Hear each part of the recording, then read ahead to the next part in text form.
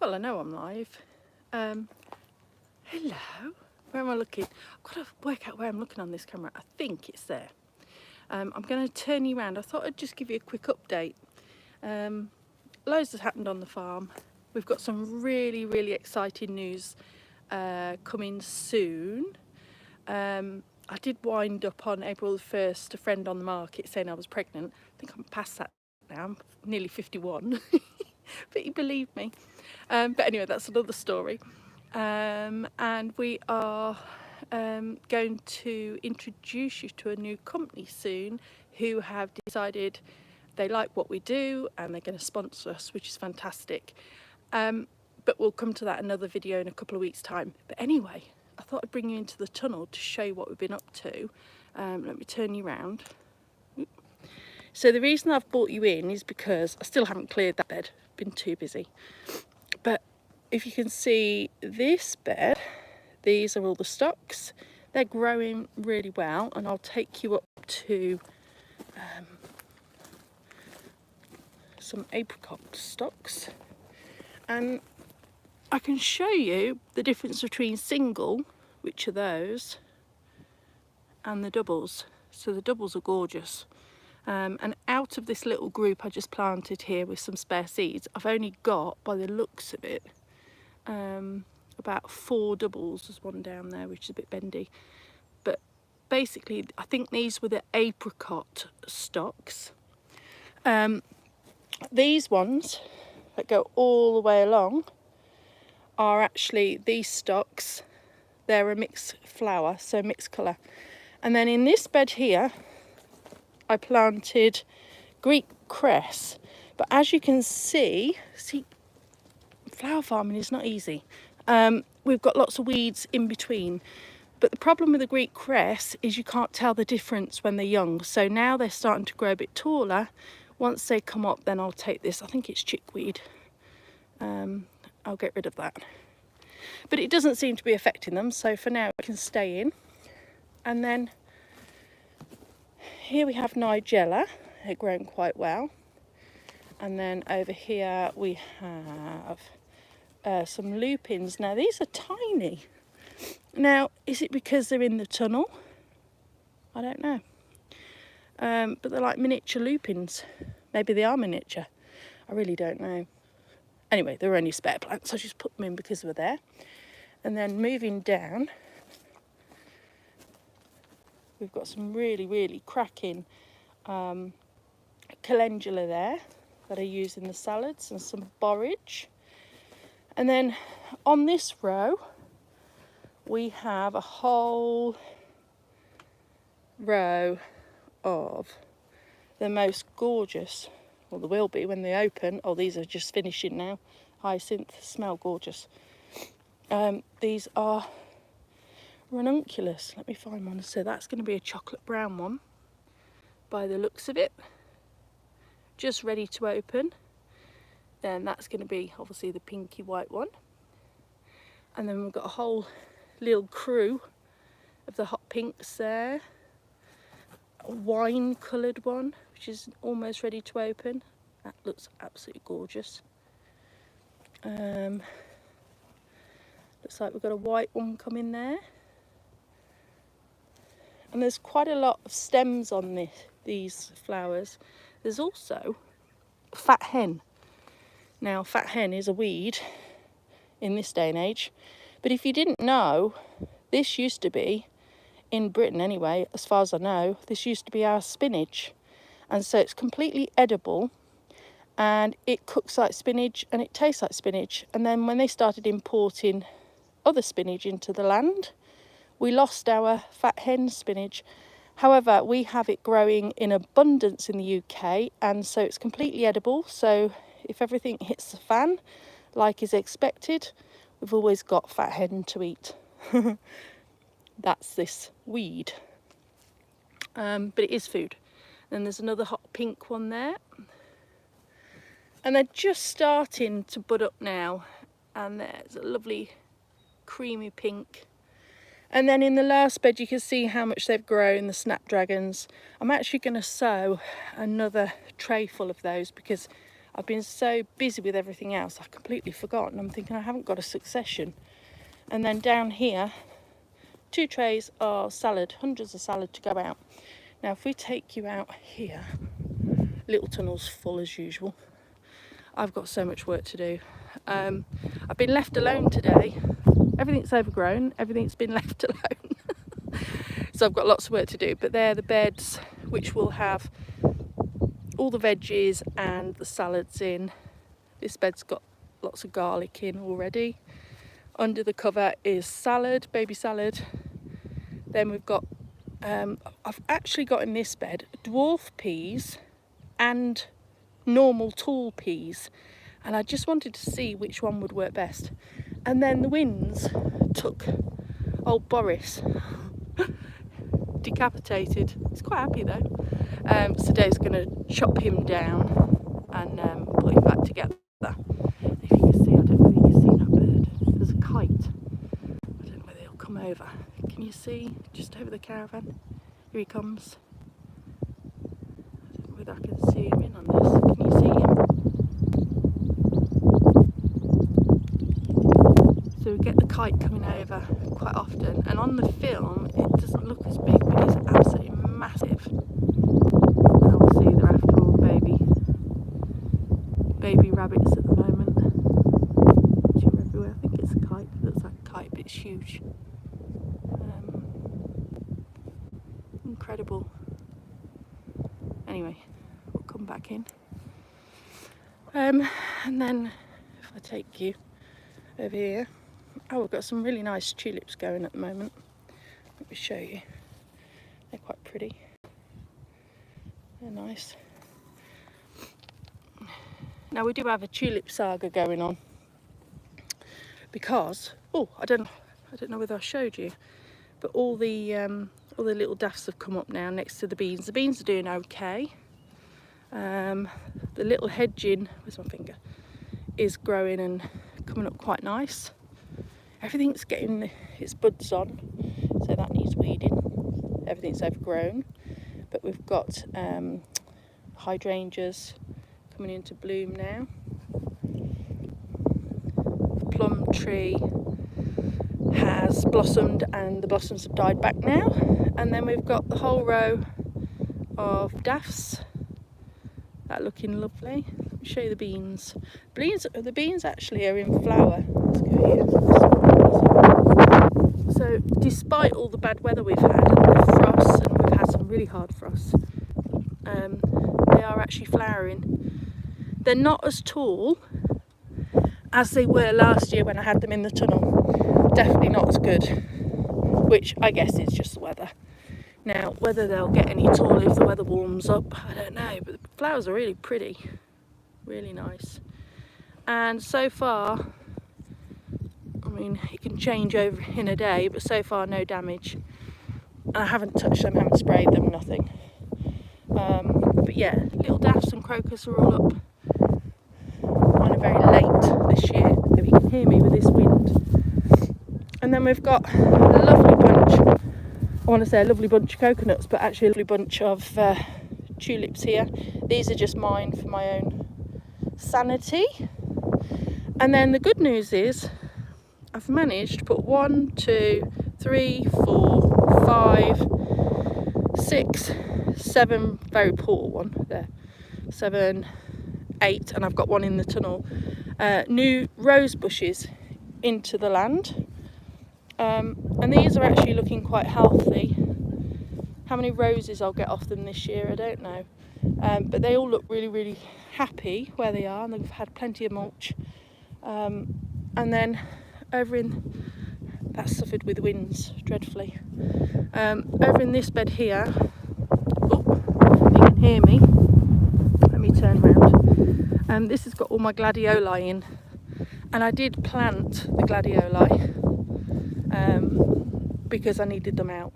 Now whether they survive, I don't know, but there's probably about 300 gladioli in there. And then, as you can see, the fruit trees, not sure if these will survive. Most of them are. They've got buds on. But what's doing really well is the foxgloves.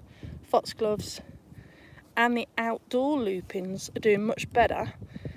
than the indoor ones. And I did plant some baby ones the other day, and they've survived all the frost, which is quite amazing.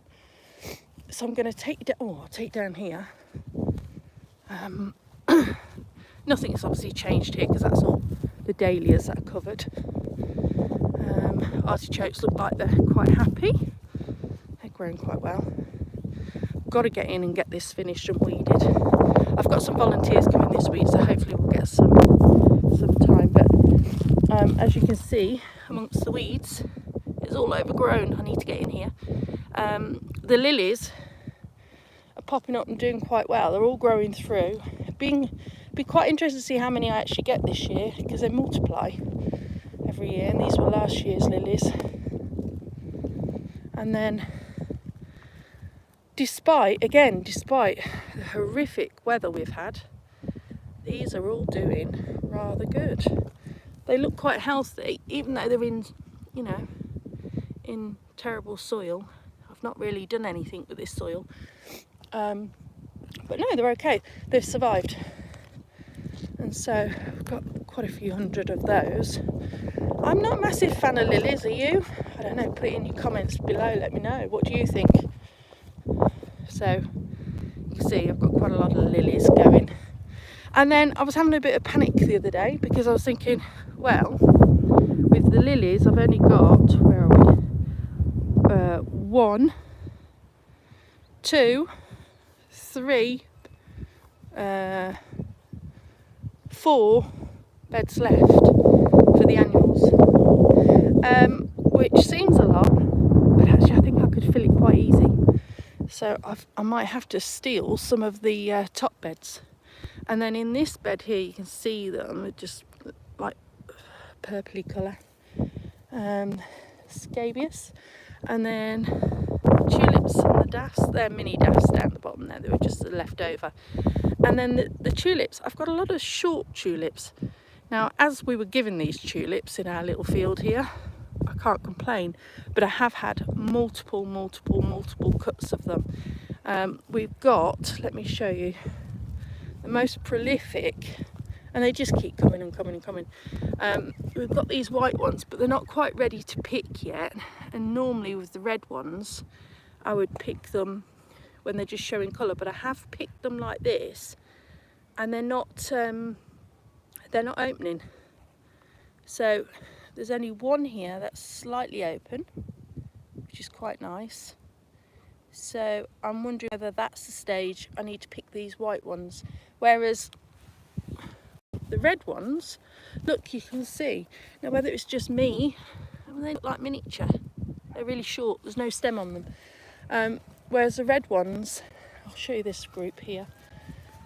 These have done really well, and I've been picking multiple of these. And when I pick them at that stage, and I pull the whole thing out, including the bulb, out of the ground, and then store them in the fridge until I'm ready to use them. And they last for up to a month, so that's really good. But yeah, so the reds are fine, they're really long stemmed. And then over here, we've got some like pinky colour, whitey pinks, which are really pretty. But again, the length of stem isn't enough. It's probably about 5 inches. So that's no good for me for my cut flowers. So a lot of these will just be sitting looking pretty. Now this bit here, I have taken at least, I don't know, 300 out of there already, so that's done really well. And then you can see there's more to be taken up there, but yeah, it looks really pretty. And the other thing I realised is you sort of imagine a field full of colour when you plant all these thousands of tulips, but because you're harvesting them when they're just showing colour, you're not waiting for them to to be all colourful. You don't see them. Talking of colour, I covered up the first lot of the lavender because the weather was so wild. But talking of colour, look at this red robin bush. Vibrant red leaves. It's absolutely gorgeous, and I'm hoping in the future I'll be able to use that as some filler in the bouquets. But that's about it. Oh, around the little area here, I'll show you if I walk up. Yes, it's still standing. Hasn't blown down yet. So the miniature tulips, which I did purposely plant around here, are all starting to bloom now. And so are the mini daffs around there. And then I've got those sweet peas, which are looking very sad, that need to go in. And then a hydrangea, which is climbing, is doing really well. Obviously quite likes it there, so that's good. But yeah, you can see. And then all the garlic's doing really well over here. So we've got these 2 beds plus one at the top. And then I had some really lovely tulips in the test bed. They're just starting to finish now, I think. But I'll show you, I'll come down. Oops, I'm going to move the camera down. But they're so pretty. And then this one, oops. And then we've got these. And then the fluffy head ones. But yeah, this is a test bed. And I've really liked these daffodils. Really liked them. Oh, and then that was quite pretty. I saw that this morning. It's tiny as well. Let's get up off the ground. And then I did plant, and I forgot about these, some more tulips. Now, the stems aren't particularly huge on these, and I think they're the ice cream tulips. But I'll be interested to see what they look like when they come out.